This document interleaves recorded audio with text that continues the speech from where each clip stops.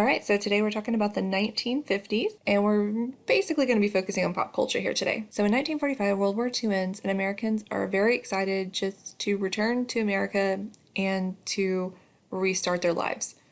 We have just gone through the Great Depression and now World War II, and we're looking to just focus more on our families and on domestic issues. In World War II, unlike our modern military, men that were sent to war in 1942 or 43 or 44 mostly don't come home unless they're seriously injured until the war is over. So in 1945, all of those troops start coming home, and immediately what we are going to see is a baby boom. So if you look at the numbers here, you can see that the number of children that are being born is growing rapidly all the way through the 1970s. As a reaction to World War II, as a reaction to all of the horrible and terrible things that we saw in the war, when we return home, there is going to be this very intense focus on creating these perfect American families. So this is our stereotypical 1950s American family. We've got mom, we've got dad, we've got two kids. In looking at this picture, we might assume that mom is the one who has prepared the meal. Dad is in a suit, so he looks like he is the one who is probably working and providing for the family. You guys can probably picture what this family's house looks like, what the car looks like, what their front yard looks like. And all of that is called consensus culture. It's this idea that we all want to be the all-American family. So a lot of us, when we were growing up, we were told things like, you're special, you're unique, nobody can be you the way that you can be you. We would not have said that in the 1950s. In the 1950s, it was very much be the all-American kid. Join the baseball team. Be a cheerleader. Fit in. Part of that is a reaction to World War II and that this nuclear family feels very safe and very far removed from all of the horrors of war. But part of that's also going to be the rising threat of communism. If you're the all-American kid, then you're probably not a communist. But if you don't really fit in and something's just not right about you, well, you might be a communist. And that's about the worst thing you can be in the 1950s. When our American soldiers start coming home and starting their families, really quickly we're going to see the rise of a new type of housing called the suburbs. So we have families that are moving away from big cities, but not too far away. Most families have one car, so father can take the car and drive into work. The suburbs began in 1949, and what makes this possible for a lot of family is that the GI Bill is going to set aside money for housing for former soldiers. One consequence of the suburbs is that they become highly segregated. In some of the suburbs, there were even clauses that said things like you could not sell your home to an African American when you were ready to move. A lot of social scientists are going to refer to this as white flight. So white Americans that have now safely moved up into the middle class are going to try to flee the cities and move out to suburbs, and they're surrounding themselves, if they can, with an all-white community. By 1960, about a third of Americans are going to be living in the suburbs. And if you can see this picture, it's very much like cookie-cutter housing. There are some of these manufacturers that can put up over 100 houses in just a week. So it's very, very, very quickly built.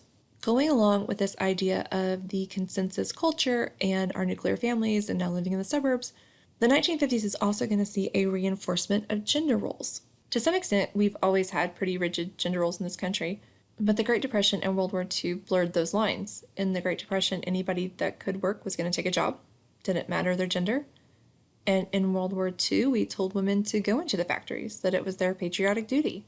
And so when the war is over and we're not in that economic crisis anymore, it's going to make sense to double down on those gender roles.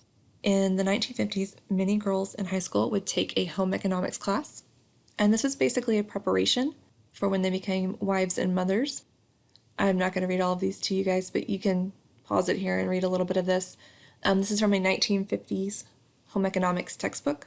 One of my students brought me a Good Housekeeping cookbook one time from the 1950s, I think 1956, and it told women that when they vacuum their home, they should put on their high heels and a nice dress and pearls, because then you'll have good self-esteem while you're vacuuming the house. You'll feel good about yourself and your house will be clean. And I also want to point out to you guys the pictures that I'm showing you here. A lot of our advertisement in the 1950s is going to reflect those very, very rigid gender roles. So this is an ad for Pyrex cookware.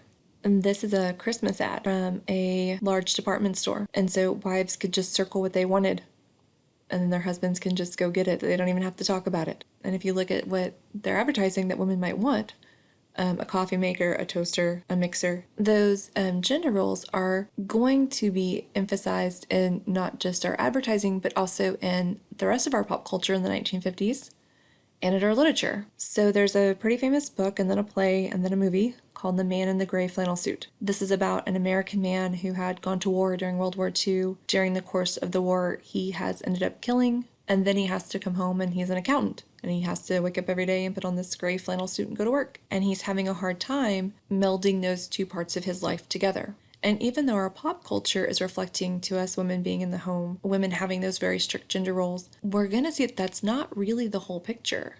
Following World War II, we don't see women leave the workforce in the same way that we saw after World War I.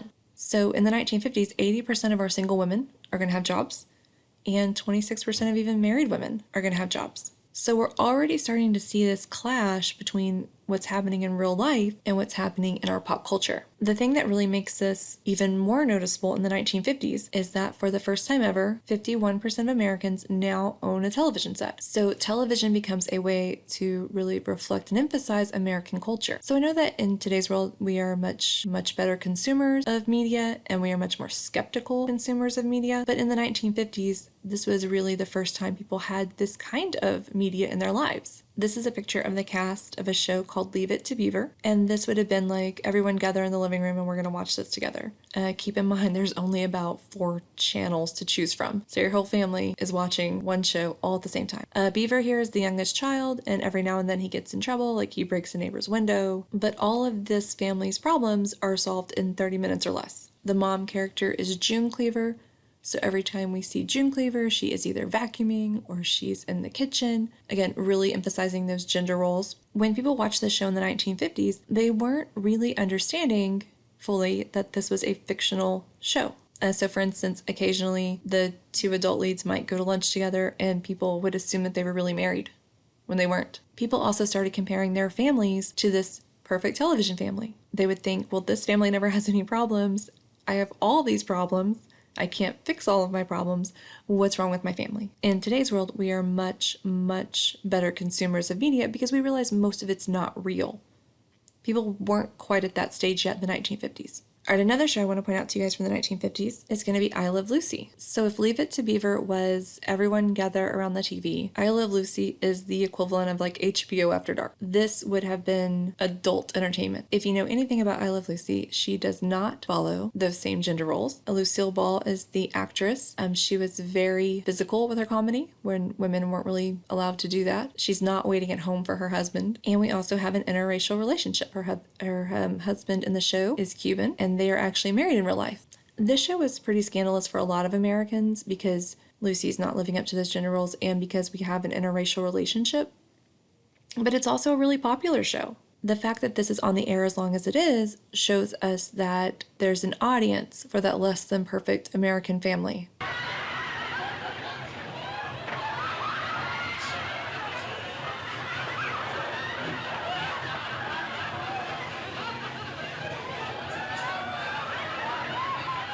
Because the gender roles of the 1950s are so strict, there has been this misremembering of American history. And a lot of people think that the sexual revolution started in the 1960s. It did not.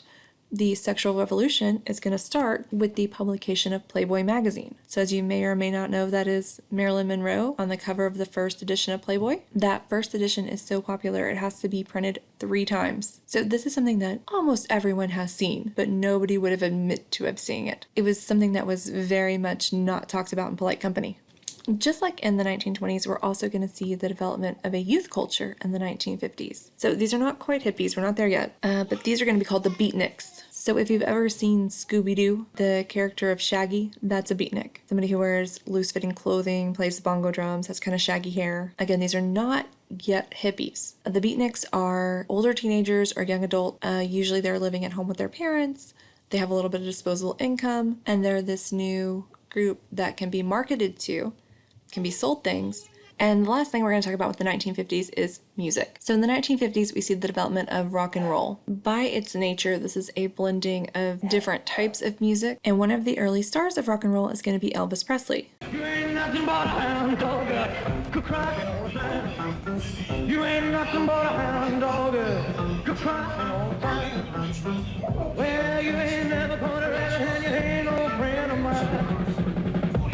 Whenever Elvis was shown on television in the 1950s, they were only allowed to broadcast him from the waist up. The reason they were only allowed to broadcast Elvis from the waist up was that his dance moves were considered overtly sexual and indecent. So we have a lot of censorship still happening, even if in live shows, of course, it looks a little bit different. There's this conception that in the 1950s, everything is squeaky clean and very sanitized and very safe for families. But as we've talked about today, that's just not the case. The man in the gray flannel suit is showing that people are having a hard time blending their new domestic life with the life they lived in World War II. We have women that are not quite content with these gender roles that they've been given. We have the beginning of the sexual revolution and the start of some pretty political music. I think there's this idea that like everything in 1959 was great and we went to sleep and we woke up and it's 1960 and the whole world went to hell. And that's not exactly how it happened. We have this slow slide into the 1960s with kind of the surface level culture being one thing and then the deeper culture being something else. But all of that is coming as a reaction to World War II. All of this is trying to find our place in the world again after the end of that major war.